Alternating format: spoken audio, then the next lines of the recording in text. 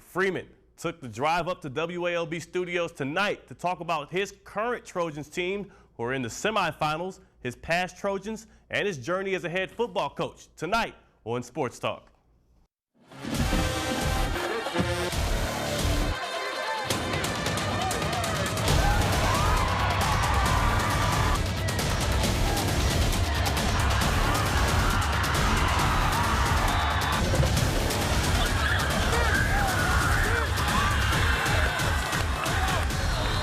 Welcome into the show, Coach Freeman. Thank you for having me. And the drive was okay for you to get up here after practice? Hey, I had a chauffeur. My wife brought me up, so I got a chance to get a little quick nap. Okay. And it was pretty decent. Power nap in, so you're ready for the show. Oh, I'm ready. I'm pumped up. There we go. Well, we'll start off. I know you've had a storied career and it's still continuing with Brooks County, but I want to speak specifically to the middle schools before I go to Brooks County because that's going to be the majority of the show. You guys know a lot of the Trojan history, but I want to shed some light on some of your career outside of Brooks County. And we'll start with in 1998. Now, of course, you graduated from FAMU in 1987. You went on to be an assistant. You got your first head coaching job at Brooks County in '94. We'll talk about that. But 1998 is when you moved on to Southwest High School, and you had 4 years up there at Southwest from '98 to 2001. Then you had another 6 years at Brunswick from 2002 to '07. Through those 10 seasons combined, you win a combined 54 and 52. You had 5 playoff seasons. Now, what I always like to know is, what are some of those years where you have some struggle years or some down years, especially with the program? I know Southwest, when you took over, they had 0 wins before you stepped in the door. What are the valuable things you pick up as a head coach that you still use today when you learn it from the ground up there? Well, I knew I was trying to rebuild a program. Financially, it was going to be an advantage for my family, and I was going to get an opportunity to be an athletic director. And then I got a chance to choose really the entire staff. I was interested in that also. And my son, I have an autistic child. He lived in Macon, and I wanted to be back near him, so that kind of pulled me back towards Macon. And I was kind of fond of Macon anyway. I'd worked at Northeast High School for a few years. So just trying to rebuild a program, getting the right guys in there. I just felt like if we could rebuild that thing, I thought that would show that I really was a pretty doggone decent coach. So it was an opportunity for me, and I took a shot at it. Now, of course, you did show some good things there, and that's what got you the looks at Brunswick as well. But can you speak to what those latter years were like there and then your decision to move on and go to Brunswick? Well, we had a lot of success from going from 4-6 to 7-4. But when the Brunswick job came open, it was a historic job to me. Coach Willis was there, did an outstanding job, I think. They had a year where I think it was 1998, I'm not quite sure, where they played for a state title versus Lowndes. So I knew that there was a lot of talent there. It was a beautiful city near the coast. So a lot of things that I was interested in. So I took a shot at it. I was looking for a place to just finish my career, and I thought that school was a 4A school at the time, or 5A, and I thought that was an opportunity for me to finish my career at a school that, again, I thought it was a rebuilding process, but I wasn't afraid of that. That's something that you have to do if you want to switch jobs, and we got that thing going. I thought we did a pretty decent job. Right, you guys 37 and 28 through those 6 seasons. 4 of those 5 years were playoff years, and you got to the second round one of those years. You as a head coach, how do you feel like that was a little bit different from your previous stops? I know you had tremendous success, and we'll get to that at Brooks County, your alma mater. We'll talk a lot about this. We got plenty of show left. Okay. But let's talk specifically about what do you think was different in those Brunswick jobs versus that first 4-year stint at Brooks County? Well, the community and the players have to buy into your program. At Brooks County, I think it took about 3 games for them to buy into what I believed in and what we were trying to establish there. At Brunswick and at Southwest, it took a little longer.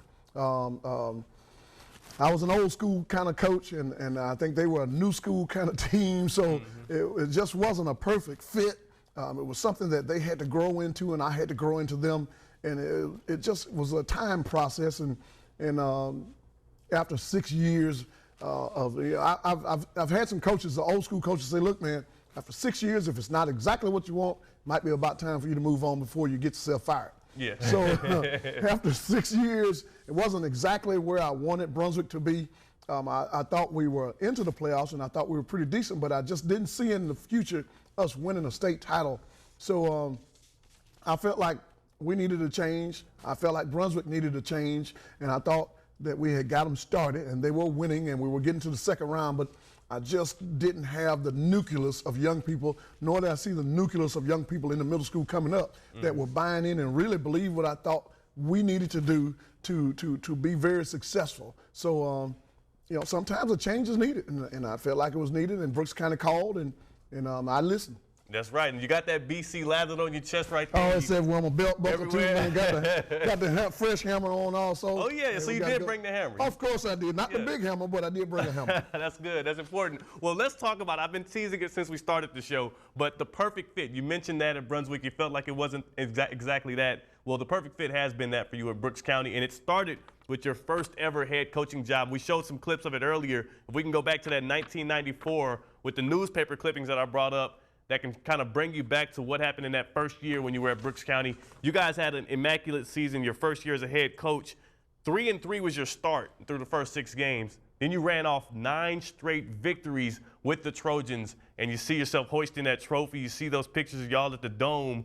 And another thing that's interesting about this, you know, the Dome that just got torn down, that was the first playoff football high school game in the Dome, right? It sure was. So a historic season. Just walk me through what was it like to be at your alma mater having a season like that? Well, we went that Sunday for a meeting, a staff meeting with Georgia High School Association at the Dome, and once the meeting was over, we had an opportunity to just walk out on the floor to be on the turf, and we were so excited that the staff just started to roll around on the turf. We were just excited about that thing. It was just great. It was, you know. Little old town-like equipment. We got a chance to drive up and see that place and say, guys, hey, this is what we're getting ready to play, and you're just not going to believe how beautiful this place is. Got there and got to playing, and hey, the rest is history.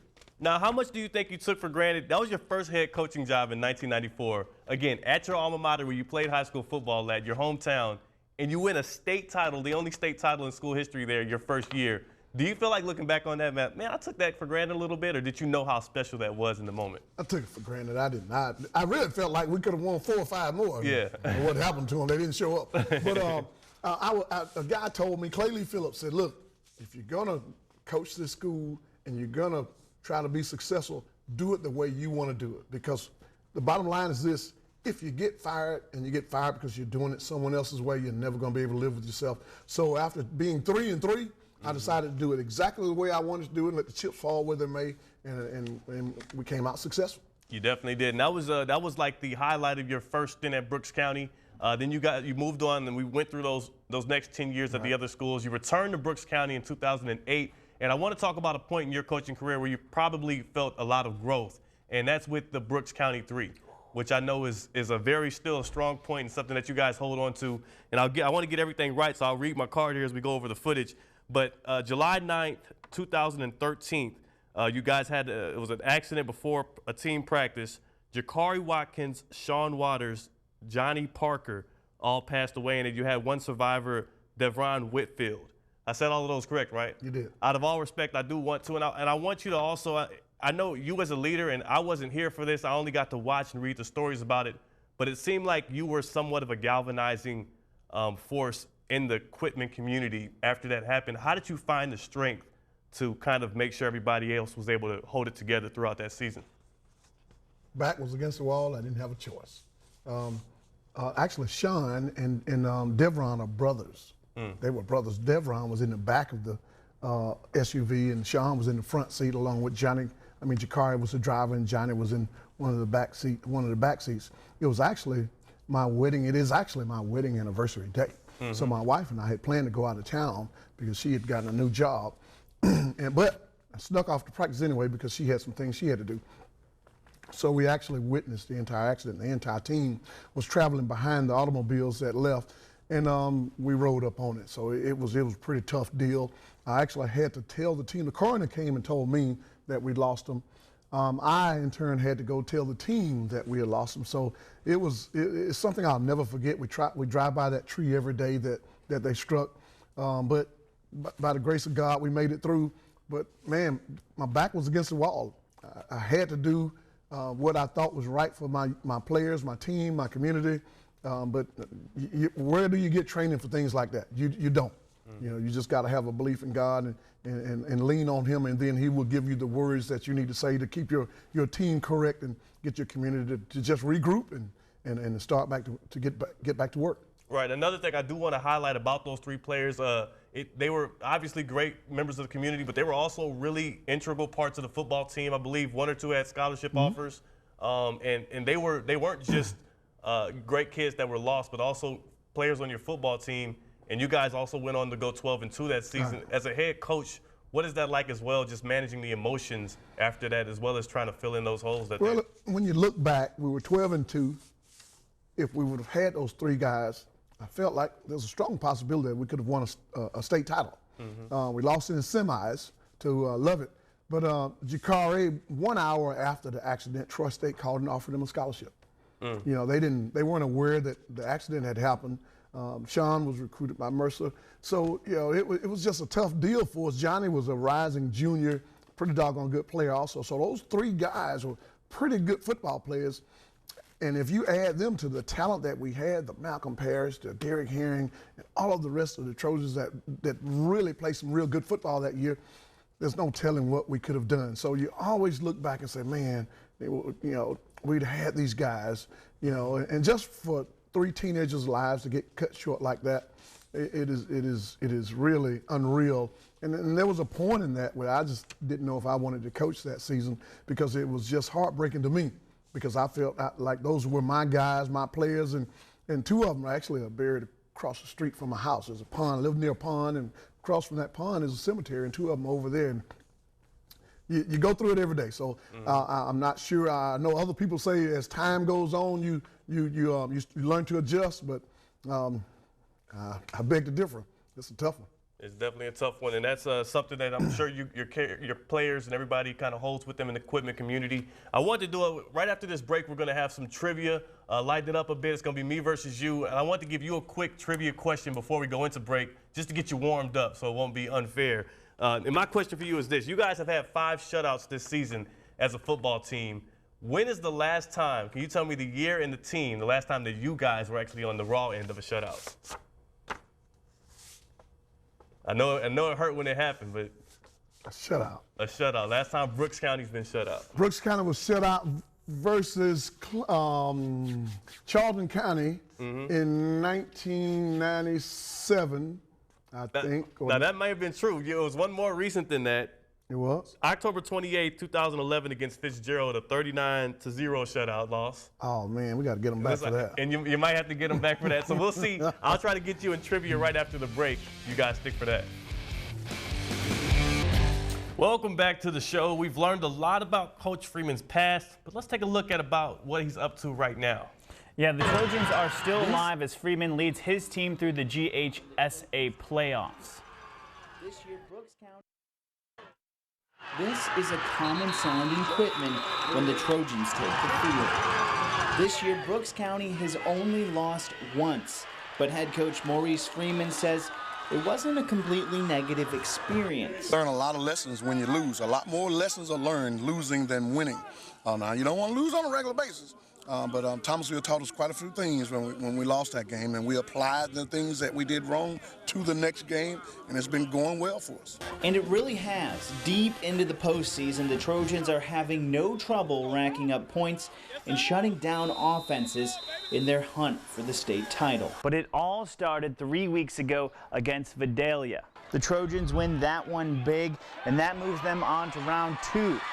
Moving forward, Dodge County would prove to be a little bit tougher, but the high-powered Brooks offense again scored more than 30 points. They win this one 35-17. And after that, things got even a little bit easier. Callaway traveled to Quitman. They would be greeted with a 31-0 blowout, which leaves us where we are now. And the picture is clear. Raymond County, Brooks County, and a shot at the state title. Freeman says his players are well aware. The only thing I got to tell them is it's 48 minutes from playing for a state title. If you can't feel it by then, you have no pulse. All right, and we're going to check your guys' pulse now. We're here at the trivia portion of our show. We like to call it Theo versus everyone because that's exactly what happens. Theo takes on every coach we have, so welcome, Coach Freeman. All right, here's how it works. I'm going to ask you guys a series of trivia questions. You just buzz in to answer. If you get it right, you get a ball, and the person with the most at the end wins. Are you guys ready? Let's do it. All right. All right, we're going to start off. You guys will have several choices for these first couple questions. Which college football division will have a conference championship next year but did not this year? Is it the Mountain West Conference or the Sun Belt Conference? Mountain West. No, it's the Sun Belt. Oh, yeah. Mountain West did have one this year. Sun Belt will have their first next year. Okay. But it's a good, you tried it out. I like the enthusiasm. All right. We're going to keep rolling on. All right, if an extra point attempt ends with a safety in favor of the offense from a block or a fumbled snap, how many points is it worth? 1 or 2? 1. Yes. Let's do it. It rarely happens. I don't think it's happened in the NFL yet. So you're saying college? Yeah, it's happened in college a couple of times. Okay. Let's go. Yes. I can't be losing, man. Come on. We're going to get you there. We're going to get you there. All right, another question here. Which of the following can you not buy on the college football playoff website shop? An Ohio State Buckeyes Nutcracker Soldier. This is a hard one. They're going to get easier, don't worry. Ohio State Buckeye Nutcracker Soldier, okay. Florida Gators Lego helmet, or a playoff rankings Rubik's Cube. Which can you not buy? Jeez. Helmet, Nutcracker, or Rubik's Cube? Florida Gator helmet? Wrong. Oh. Does he get All right, it's the Rubik's Cube. Oh, okay, wow. You can't get that. I mean, it would be a good metaphor for what's going on, yeah, but no. All right, these questions are going to be a little bit different. You guys have to come up with the answers. They're a little less complex. All right, which Pittsburgh Steelers player was the first wide receiver to be named the Super Bowl MVP? Lynn Swan. Yes, sir. Okay. All right, now it's evened up. I like it. Okay. We're going to keep going now. How many teams remain undefeated in the most recent top 25 college football playoff rankings? 2. Yes. Let's do it. 2, that's Wisconsin and UCF. There it is. All right, and another question here. Which Detroit running back held the nickname the Lion King? What? The Lion King. The Lion King? Detroit. Barry Sanders. Yes. What? Really? Yeah. When did that happen? I've never heard that. I looked at it today. He even had signed it on some of the helmets and Really? memorabilia. So it's kind of interesting. I guess that's. That brings us to the halfway Give us a point, guess. though. Yes. Sometimes you got to guess. Yeah, but that okay. brings us to the halfway point. It's tied right now, and we'll see how things change up after the break. Welcome back. We're playing Theo versus everyone. We got Coach Freeman here, and we'll get right back into it. All right, starting off. Before a name change and a move to Tennessee, which former NFL team's mascot was the Roughneck? That's a tie. I'm giving it to Coach. Titans. The team that was before the Titans. Houston Oilers. Yes. Woo! Let's go. All right, we're going to keep rolling How on. did he get the guess after I missed it? We didn't do that the last couple of times. He rang in at the same time. setup, We're going to keep going, though. All right.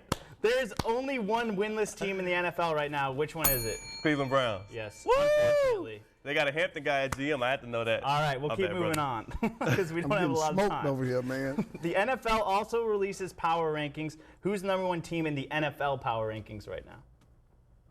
Oh, Philadelphia Eagles? Yes, that's Woo! Coach, Really? what's All right. up, man? That's Is that the end. it? Yeah, that's it. What happened? What I happened? thought there were going to be questions about the Trojans or FAMU Rattlers. I can answer those. That's true. I should have thrown some Or Rattler the Georgia questions. Bulldogs. It's all good. Well, I won this roundup. We still got you for one more break, so don't run off on us. We're going to talk some about your playing career at FAMU as well as your Brooks County team.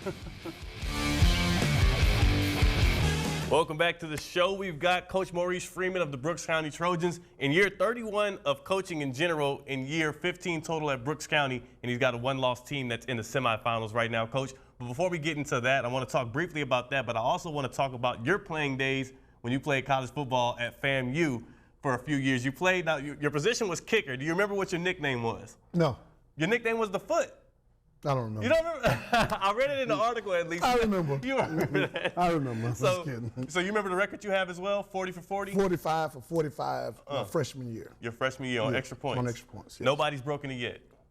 I have no idea. No idea. I'm not checking back on it. Well, we're gonna stick with that on You this have to show. call Von Wilson. He knows it all. Okay, and then next up, I just want to speak briefly about this. You got a long trip to Rabun County. What's the focus as you guys prepare for that trip and a big game against Rabun in the semifinals? Take a time getting there, get prepared, mentally prepared, get out on the field. Hey, 48 minutes before the Mercedes-Benz Dome, you can't ask for anything better than that. That's very true. Well, hopefully you guys bring the hammer out there with you on the road. We'll be watching, and we'll have updates on the Locker Room Report Friday night. Thank you so much for joining us, Coach, and good luck with the rest of the playoffs. Bring that hammer.